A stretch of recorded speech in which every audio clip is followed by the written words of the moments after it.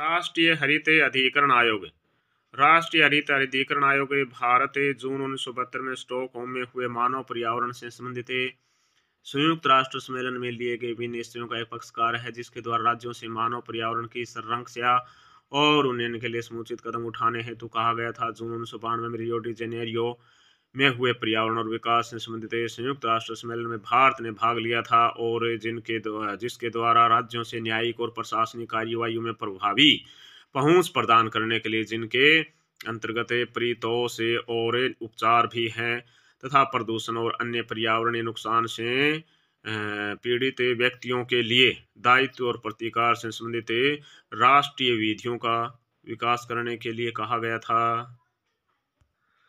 भारत में स्वस्थ पर्यावरण का अधिकार संविधान के अनुच्छेद 21 के अधीन जीवन के अधिकार के एक भाग के रूप में न्यायिक निर्णय द्वारा घोषित किया गया। भारतीय गणराज्य की 61वें वर्ष में संसद द्वारा राष्ट्रीय हरित अधिकरण अधिनियम 2010 अधिनियम बनाया। अध्याय 1 धारा 1 इस अधिनियम का संक्षिप्त नाम है राष्ट्रीय हरित अधिकरण अधिनियम 2010 है। यह उस तारीख को प्रवृत्त होगा जो केंद्रीय सरकार राजपत्र में अधिसूचना द्वारा नियत करे।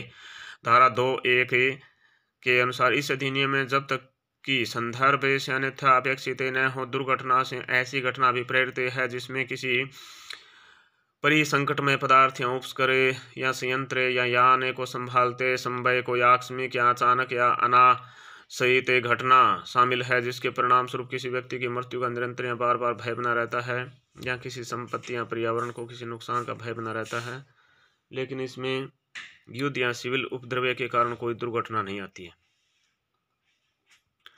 अध्यक्ष से राष्ट्रीय हरित अधिकरण का अध्यक्ष पर्यावरण के अंतर्गत जल, वायु और भूमि था ऐसा पारस्परिक संबंध भी प्रेरित है जो जल, वायु और भूमि तथा मनुष्यों, अन्य जीवित प्राणियों, पेड़ पौधों, सूक्ष्म जीव और गुण के बीच विद्यमान होता है। अध्याय 2 धारा 3 अधिकरण की स्थापना। केंद्रीय सरकार राष्ट्रीय हरित अधिकरण नामक एक अधिकरण की स्थापना करेगी जो इस अधिनियम द्वारा प्रदत्त अधिकारिता शक्तियों और पदाधिकार का प्रयोग करेगा। अधिकरण की स्थापना धारा 3 में। धारा 4 में अधिकरण की संरचना ने अधिकरण निम्नलिखित से मिलकर बनेगा। एक अध्यक्ष और 10 से कम नहीं किंतु अधिकतम 20 के अधीन रहते हुए पूर्णकालिक न्यायिक सदस्य और 10 से कम नहीं किंतु अधिकतम 20 पूर्णकालिक विशेषज्ञ सदस्य। अधिकरण का अध्यक्ष यदि आवश्यक समझे किसी विशिष्ट मामले में अधिकरण की सहायता करने के लिए ऐसे एक या एक से अधिक व्यक्तियों को आमंत्रित कर सकेगा जिनके पास अधिकरण के समक्ष के मामले में विशेषज्ञता युक्त ज्ञान और अनुभव हो। केंद्र सरकार अधिकरण के अध्यक्ष के परामर्श से अधिकरण की पद्धतियों और प्रक्रिया को सामान्य रूप से विनियमित करने वाले नियम बना सकेगी। धारा 5(1) कोई व्यक्ति अधिकरण के अध्यक्ष या न्यायिक सदस्य के रूप में नियुक्ति के लिए तभी अर्हित होगा जब वह भारत के उच्चतम न्यायालय का न्यायाधीश या किसी उच्च न्यायालय का मुख्य न्यायाधीश है या रहा है। परंतु ऐसा व्यक्ति जो उच्च न्यायालय का न्यायाधीश है रहा है न्यायिक सदस्य के रूप में नियुक्त किए जाने के लिए भी अर्हित होगा। कोई व्यक्ति विशेषज्ञ सदस्य के रूप में नियुक्ति होने के लिए तभी पात्र होगा जब उसके पास डॉक्टरेट उपाधि के साथ भौतिक विज्ञान या प्राण विज्ञान में मास्टर ऑफ साइंस या मास्टर ऑफ इंजीनियरिंग या मास्टर ऑफ टेक्नोलॉजी में डिग्री और इस क्षेत्र में 15 वर्ष का अनुभव हो, या केंद्र या किसी राज्य सरकार में या किसी प्रतिष्ठित राष्ट्रीय या राज्य स्तरीय की संस्था में पर्यावरण संबंधी विषय में 5 वर्ष के अनुभव सहित 15 वर्ष का प्रशासनिक अनुभव हो। अधिकरण का अध्यक्ष न्यायिक सदस्य और विशेषज्ञ अध्यक्ष सदस्य अपने पदावधि के दौरान कोई अन्य पद धारण नहीं करेंगे। धारा 6 में अधिकरण के अध्यक्ष न्यायिक सदस्यों और विशेषज्ञ सदस्यों की नियुक्ति केंद्र सरकार द्वारा की जाएगी। अध्यक्ष की नियुक्ति केंद्र सरकार द्वारा भारत के मुख्य न्यायमूर्ति के परामर्श से की जाएगी। अधिकरण के न्यायिक सदस्यों और विशेषज्ञ सदस्यों की नियुक्ति ऐसी चयन समिति की सिफारिशों पर और ऐसी रीति से जो हित की जाए इससे की जाएगी। धारा 7 में अध्यक्ष न्यायिक सदस्य और विशेषज्ञ सदस्यों की पदावधि और उनकी सेवा की अन्य शर्तें। अधिकरण का अध्यक्ष न्यायिक सदस्य और विशेषज्ञ सदस्य का कार्यकाल पद ग्रहण की तिथि से 5 वर्ष का होगा। वे पुनर्नियुक्ति के पात्र नहीं होंगे। ठीक है। परंतु यदि कोई परंतु यदि ऐसा कोई व्यक्ति जो उच्चतम न्यायालय का न्यायाधीश है या रहा है, अधिकरण के अध्यक्ष या न्यायिक सदस्य के रूप में नियुक्त किया गया है, तो वह 70 वर्ष की आयु प्राप्त कर लेने के पश्चात पद धारण नहीं करेगा। यदि ऐसा कोई व्यक्ति जो उच्च न्यायालय का मुख्य न्यायमूर्ति है या रहा है, अधिकरण के अध्यक्ष या न्यायिक सदस्य के रूप में नियुक्त किया गया है, तो वह 67 वर्ष की आयु प्राप्त कर लेने के पश्चात पद धारण नहीं करेगा। कोई व्यक्ति जो उच्च न्यायालय का न्यायाधीश रहा है, अधिकरण के न्यायिक सदस्य के रूप में नियुक्त नहीं किया गया है, तो वह 67 वर्ष की आयु प्राप्त कर लेने के पश्चात पद धारण नहीं करेगा। कोई विशेषज्ञ सदस्य 65 वर्ष की आयु प्राप्त कर लेने के पश्चात पद धारण नहीं करेगा।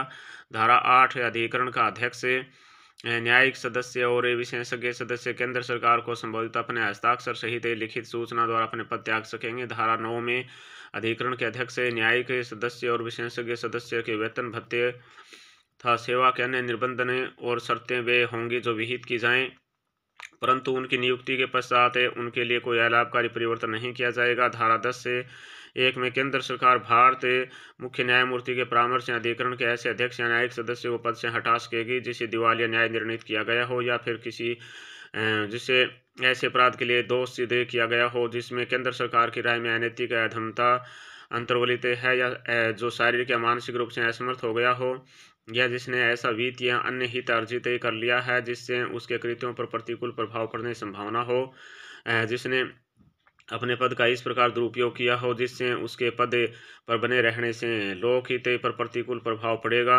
अध्यक्ष या न्यायिक सदस्य को केंद्र सरकार द्वारा उच्चतम न्यायालय के किसी न्यायाधीश द्वारा की गई ऐसी जांच के पश्चात उनके पद से हटाया जा सकता है। केंद्र सरकार ऐसे अध्यक्ष या न्यायिक सदस्य को पद से निलंबित कर सकेगी। विशेषज्ञ सदस्य को उसके पद से केंद्र सरकार के आदेश द्वारा हटाया जा सकेगा, परंतु विशेषज्ञ सदस्य को तभी पद से हटाया जा सकता है जब उसे विषय में सुने जाने का अवसर प्रदान कर दिया गया हो। धारा 11 में अध्यक्ष की मृत्यु, पद त्याग के कारण या अन्यथा कोई रिक्ति होने की दशा में अधिकरण का ऐसा न्यायिक सदस्य जिसे केंद्र सरकार अधिसूचना द्वारा इस निमित्त प्राधिकृत करे, अध्यक्ष के रूप में उस तारीख तक कार्य करेगा जब तक नए अध्यक्ष की नियुक्ति की जाए। धारा 13 में अधिकरण का अध्यक्ष ऐसा वित्तीय और प्रशासनिक शक्तियों का प्रयोग करेगा जो केंद्र सरकार द्वारा बनाए गए नियमों के अधीन उसमें निहित की जाए। अध्याय 3 अधिकरण की अधिकारिता, शक्तियां और कार्यवाहियां। धारा 14(1) में अधिकरण को ऐसे सभी सिविल मामलों पर अधिकारिता होगी जिनमें पर्यावरण से संबंधित कोई सारभूत प्रश्न शामिल है। 14(2) में अधिकरण विवादों की सुनवाई करेगा और ऐसे विवादों का हल करेगा, उन पर आदेश पारित करेगा। 14(3) में इस धारा के अधीन विवाद के न्याय निर्णय के लिए कोई आवेदन अधिकरण द्वारा तभी ग्रहण किया जाएगा जब वह उस तारीख से जिसको ऐसे विवाद के लिए विवाद हेतु पहले उद्भूत हुआ हो 6 मास की अवधि के भीतर दिया गया हो। परंतु यदि अधिकरण का यह समाधान हो जाता है कि आवेदक उक्त अवधि के भीतर आवेदन फाइल करने से रोका गया है, तो अधिकरण 60 दिन का अतिरिक्त समय दे सकता है। ठीक है।